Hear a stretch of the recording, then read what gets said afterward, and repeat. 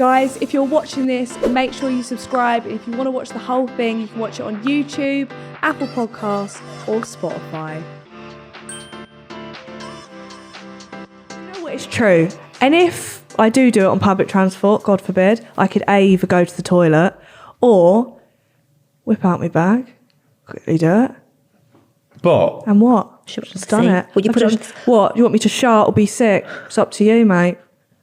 That's the approach that I'm going to have. If someone's rude to me, because you're only sick down yourself because you're a child. Yeah, no, that is a good point. And adults, like I said, we do get a warning system. We get the salivation. Yeah, it's just when I'm anxious now, I reckon I'll think that I'm going to be ill. But the reason that you were anxious was because you thought you were going to be ill on public transport. But if we were to take this to a court in front of a jury, right, and go, right, here's the evidence, they'd laugh you out of court. Yeah, no, it is true. Because you've got nothing. I'd be hung, strung and quartered. That'd be it, done.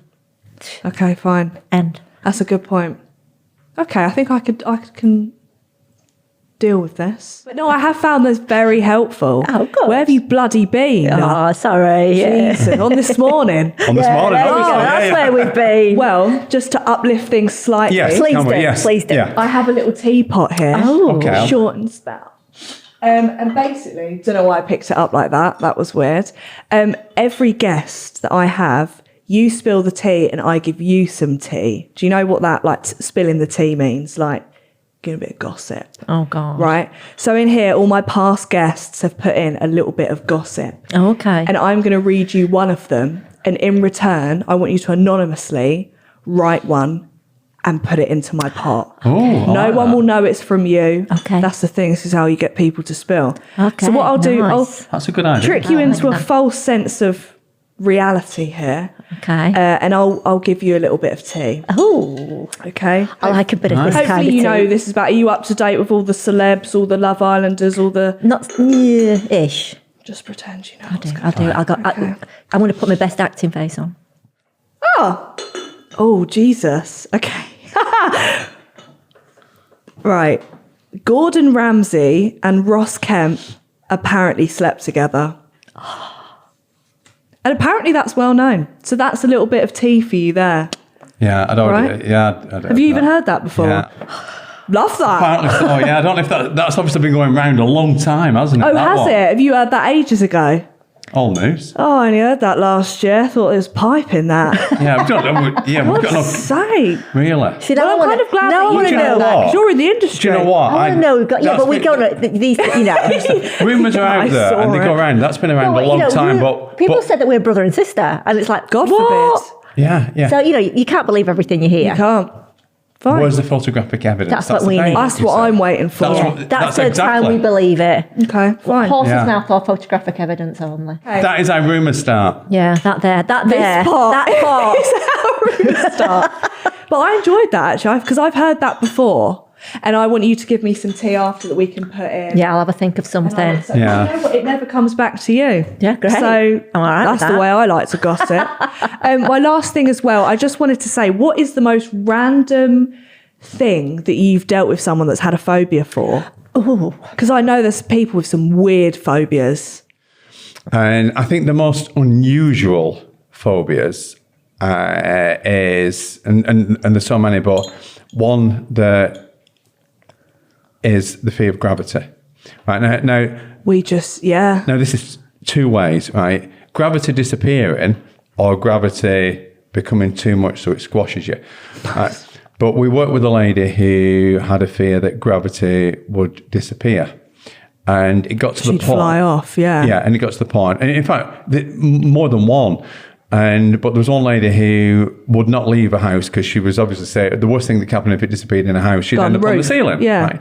But she had to go out. There's a film about that. And she'd had children and she had a pram. So what she did, her husband filled the pram with bricks to make it very heavy. And she would only go out pushing the pram.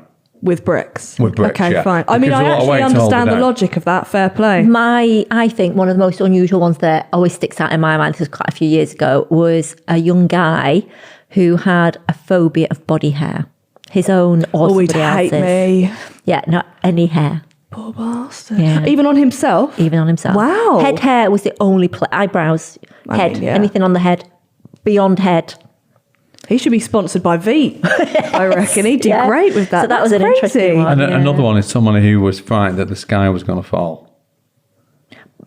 Custard was a good one. We worked with Custard on this morning. And that I get, recently. actually. Custard is disgusting. Custard is amazing. Oh, you didn't have it at my school.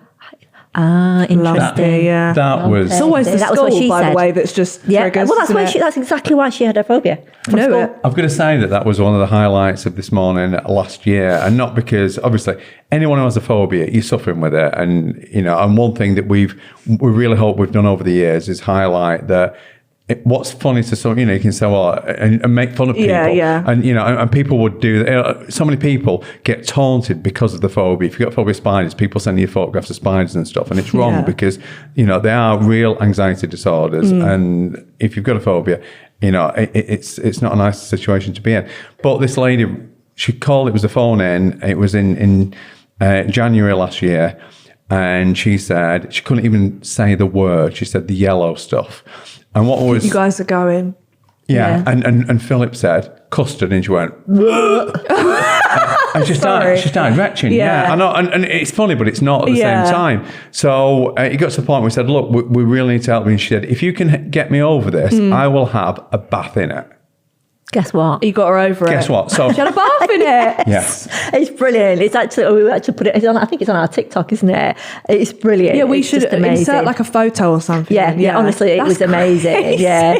It was a good one. Which was so fun. And this was such a traumatic situation because when we work with anyone, we want to test them and then put them in the same situation before and afterwards so they know that they're actually over it.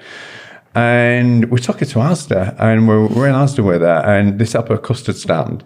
And before she even saw the stand, she actually vomited in Asda. Twice.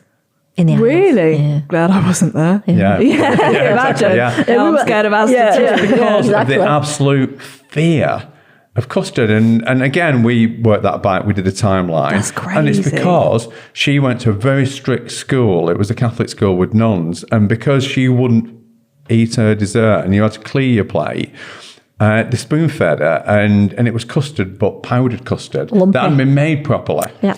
And she didn't want to eat it, and she got force fed the custard. So it was the trauma of that created the fear. That's mental. Yeah. But it was really nice at the end. She actually ate custard and loved it. And it was that's so sweet. But it goes beyond that, and this is why it's so good. She had a tattoo on her arm that said "Custard Lady." Jesus. And she then got a dog and called it Custard. Now you've turned her the whole other scale. Now you can't. She'll be buried in custard. Exactly. We've not been in a house, but I think she's painted all the walls yellow. Honestly, the best bit about what we do is like when you can see that you've made such a big difference to someone. Difference. It is amazing. I love it. And the things that people, because we work with all sorts of things, we get to do some really cool things. Like, when you have some of the fear of flying, and we can then take on a plane. Get me in a Boeing 747. Yeah. Maybe a bit more than that. I went straight for the normal aircraft. British Airways, because you've slagged them off enough. Let's bring it back a little bit. Gorgeous BA plane. Thank you. I do like BA actually. No, they've improved. Yeah, they're good. Thank you, BA. Sorry, I've got to put a disclaimer now on. I'll never get sponsored by them, will I?